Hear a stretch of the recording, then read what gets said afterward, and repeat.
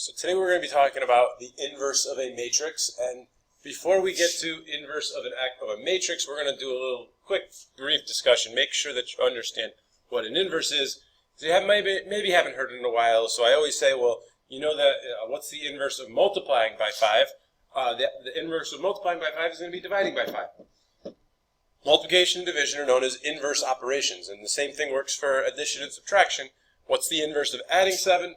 Well, that's subtracting 7. If you think of 5 divided by 5, that comes out to be 1. Well, in terms of multiplying by 1 doesn't change anything. And if you do 7 minus 7, that comes out to 0. Adding 0 doesn't change anything, and that's why those are called the identities, specifically 1 and 0. Multiplying by 1, adding 0, those are the identities to multiplication and addition. Because it doesn't change the operation. So we have this piece called the identity matrix. And we already learned that multiplying by the identity matrix doesn't change anything. So our definition of an inverse comes from, if we call A an n by n. So when I say n by n, that's a fancy way of saying it is a square matrix. Same amount of rows and same amount of columns. And I is going to be the identity matrix.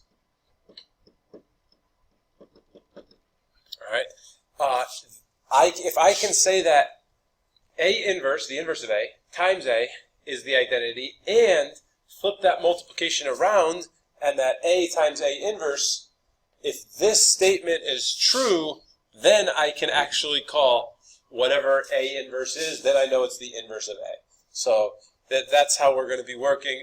We'll see this as one of our ways to check our answers as we go forward. But now let's actually talk about the process. The process of finding the inverse of a matrix A.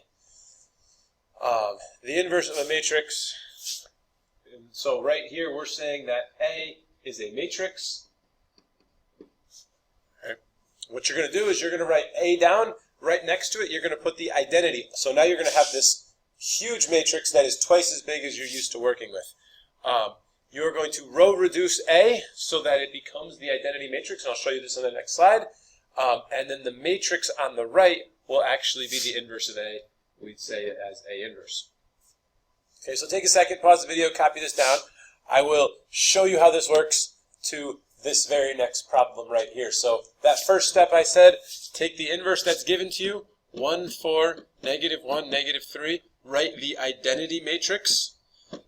The 2 by 2 an identity for a 2 by 2 matrix is 1, 0, 0, 1. As we've written here. So now we have this matrix that's bigger than we're used to working with, and we want to try to get this piece right here, highlighted in red, we want to try to make that look like the identity. So to do that, we're going to need, it's kind of the same procedure, similar to what we've done. We need to get a 0 here first. So to do that, I actually don't have to do a lot of work. I just need to combine the top row with the bottom row. So I'm going to keep the top row the same. The bottom row is just going to be added together. 1 plus negative 1 is 0. 4 plus 3 is 1. 1 plus 0 becomes a 1, so now you gotta be careful, and 0 plus 1 stays 1.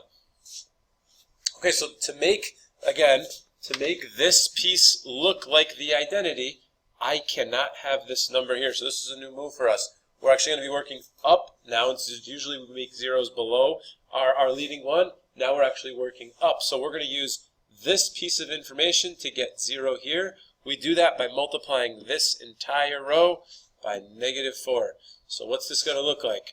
I can tell you the bottom row isn't going to change, but we'll write that later. So when I do negative 4 times 0, that's 0, plus 1 is 1. Negative 4 times 1 is negative 4. That's the total of 0 that we wanted. Negative 4 times 1 is negative 4. You add that to 1, and you get negative 3. And then you do negative 4 times 1. Plus 0 is negative 4. Now the bottom row we are not changing. We liked the 0 and 1 that it started with. It looked very much like the identity matrix. We're here. So now that this piece here circled in blue, that piece here is the identity. That means this piece here is A inverse. All right. If you wanted to prove that this is the inverse, I could actually do, this was my original matrix, 1, 4, negative 1, negative 3. I could actually multiply this matrix times what I believe is what is the identity. It's not even a guess at this point. I know it's the identity because we did all that work. if I do my rows by a column, you're going to see -3 plus 4, that's going to equal 1. Row by column, -4 plus 4, that's 0. And again, here's my row by my first column, so that's 3 plus 3, that's 0. And bottom row by my last column is 4 and -3, so my answer is the identity. You don't need to check it, that's not necessary, but if you really feel you need to, you may. So that's the easier version of a matrix. This is the harder version. There's going to be a lot of steps to this one, so if you have questions, please bring them to class tomorrow. As we go through this problem, I will do my best to explain each row operation, but there's going to be several of them. The first is set up your identity matrix. So again, you get this really large matrix that you're a little bit bigger than what you're used to. And here, attention to detail matters. We are going to get 0 like we're used to, here and here. So 2 steps happening. First line doesn't change. Second line, I really need to multiply this by -1. So I'm going to get 0. That's going to be 1 plus 0, so it becomes 1. This is going to stay -1. -1 times 1 is -1. Add in there. Continues to be 1, and that's going to be 0. All right, for this bottom line, to get 0 right here, I'm going to need to multiply by a new number. That's number's going to be -6. That's going to make the 0 that I want here. 6 plus -2 ends up being 4. -6 times 0 is 0, so this stays -3. -6 times 1 is -6, so now I've got this. Times 0 plus 0 is still 0, and times 0 plus 1 is still 1. All right, so that's our first step. So it looks very similar to the row reducing we have done before. So matrix is slightly bigger. Now I want to get 0 here. I'm going to do it the same way I've done in the past. The top row, similar to previous problems, doesn't change. This second row really doesn't change.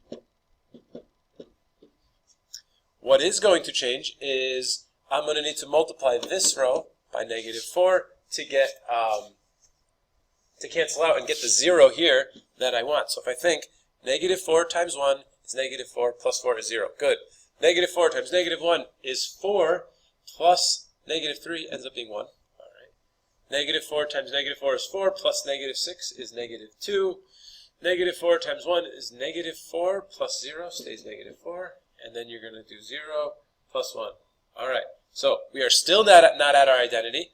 There are a couple more steps. I told you these problems are a little longer than some of the other matrix problems we have done. So our next step is to get 0 here and here. Well, the nice part is we have a 0 there. So that's kind of taking care of the work for us. So here's really, now to do that, I'm going to use the bottom row. So now I kind of work backwards. We haven't seen this part before. Up until now, we're very comfortable getting 0s here, here, and here. We're kind of working backwards. We're going to use the bottom row and substitute it into the middle row combine it with the middle row and get pieces to cancel out. So now I know my top row is not changing because I know this already has the 0 in it. So sometimes that's a little confusing, but we'll probably see some others in our assignment where we'll see how that works. But anyway, for my second row, I can actually just combine row 3 and row 2, and I know if I combine these two, they're going to add up to 0. So I've got the 0, I copy that over. When I add 0 plus 1, so I'm adding these two, 0 plus 1 stays 1. Well, 0 plus 0 is 0, I already wrote that down. But now we're here, 1 plus -1, that's the 0 that I wanted. -2 plus -1 comes up -3. -4 plus 1 is -3, and 1 plus 0 is 1. Last part, copy the bottom row over. All right, we are one step from our answer. The only piece keeping this left-hand side, that's not the identity, is right here. And we are going to use row 2 to get row 1 completely, to get it to the identity form. So when I do that, when I add, so 0 plus 1 is 1. 1 plus -1 is 0. 0 plus 0 is 0. -3 plus 1 is -2.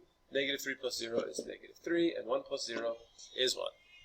last but not least is really copy over the rest of this problem. 1, 0, or 0, 1, 0, negative 3, negative 3, 1, followed by the very last part, 0, 0, 1, negative 2, negative 4, 1. This piece right here would be considered to be A inverse. I know that's a problem that's longer than you're used to working on, but I would say it's fair game going forward. This row reduction process works nicely for 3x3 matrices, but it actually isn't necessarily needed for our 2x2 matrices. I showed it to you more like as an example to show the idea of getting the identity in the place where it was. There's actually a formula to come up with the inverse. This is spelt wrong. The inverse of a 2x2 matrix. To find the inverse of a 2x2 matrix, if you have a matrix with 4 entries, 2 right here, called A, B, C, and D, then it's a straightforward formula. A inverse can be found by doing 1 over AD minus BC times, and now obviously this is a different matrix. It's got similar pieces from the original matrix, all in a different order. And you will be able to use this formula as long as AD minus BC is not equal to 0. The reason that's there is if this piece was 0, then you'd have 1 divided by 0, and we know we can't have that. So so earlier in the notes, we actually already did this problem. It was the first, and I set it up as a long, remember I wrote the 1s and the 0s and the 0s and the 1s, and we're not going to do that anymore. For a 2x2 matrix, I want to show you an easier way. It's going to mean use this formula. So the fraction outside is 1 over 1 times negative 3 minus negative 1 times 4. All right, so that's these two multiplied and these two multiplied. That order is very important. So, and then it's going to be times our matrix, which the A and the D term flip. They interchange positions. B and C stay in the same spot, but they change signs. And now it's just a matter of a couple calculations. Like I know this fraction on the outside, that's going to be negative 3 plus 4. So this fraction is actually 1 over 1. So multiplying 1 times a matrix doesn't change anything. And you can refer back to your notes. Even if I go back 2 slides, negative 3, 4, 1, 1. We already showed it on this problem as I scroll down. Negative 3, 4, 1, 1. This is the inverse. It's a much easier formula for a 2x2. The bad news is we don't have a formula for a 3x3. There is no formula for it. All right, so this is the last part that we are going to talk about to start class tomorrow. So if you want to just try to get the given information maybe into your notes, save us a few minutes in class time tomorrow. I will see you then.